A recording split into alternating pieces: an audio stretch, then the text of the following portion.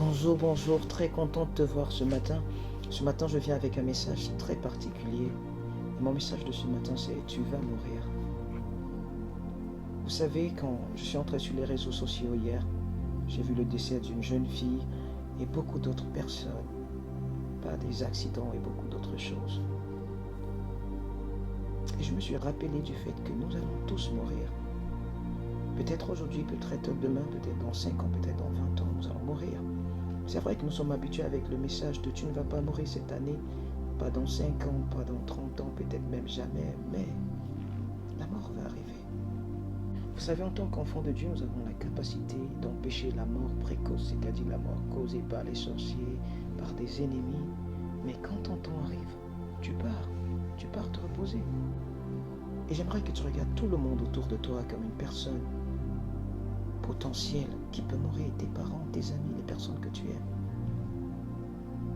Et que tu te poses la vraie question. Quand ils vont mourir, quand je vais mourir, où allons-nous aller? Vous savez, en tant qu'enfants de Dieu, nous n'avons pas peur de la mort. Nous sommes fiers de la mort. Nous aimons la mort. Nous voulons la mort. Peut-être la méthode de la mort peut effrayer, le couteau, tout ça, la douleur, oui, mais la mort pour nous est un gain. La Bible dit dans le livre de Philippiens, chapitre 1, au verset 21, Christ est notre vie et la mort pour nous est un gain. Et quand tu continues dans la parole de Dieu, dans le livre de 2 Corinthiens 5, au verset 8, il dit, nous sommes pleins de confiance et nous aimerons mieux quitter ce corps pour demeurer auprès du Seigneur. En tant qu'enfants de Dieu, nous désirons, nous voulons quitter. Mourir est un gain, mourir est un bénéfice, parce que nous partons nous reposer, comme la Bible le dit dans le livre de Apocalypse 14 au verset 13. Il dit, et j'entendis une voix qui dit, écris ceci, heureux les morts qui meurent en Christ. Oui, dit l'Esprit, car ils se reposent de leurs travaux et leurs œuvres les accompagnent. Soyons conscients de cela, que notre vie est là-haut. Et détournons-nous de l'amour des choses de ce monde. Parce que c'est ça, c'est simplement ça qui enlève cette conscience du fait que nous allons tous mourir.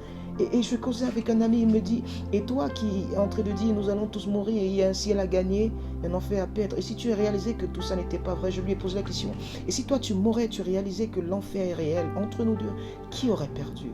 Je veux que tu réalises quelque chose. Il y a un ciel à gagner et l'enfer à éviter.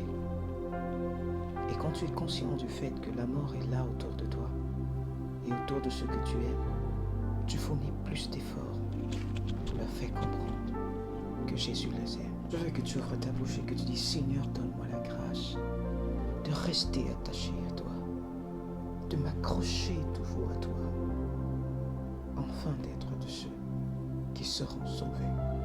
Et si tu n'as pas encore accepté le Seigneur Jésus-Christ dans ta vie comme Seigneur et Sauveur, tu peux nous contacter. Nous allons te mettre en contact avec l'un de nos encadreurs qui va t'accompagner dans cette marche avec Dieu et t'amener vers l'assurance d'un salut.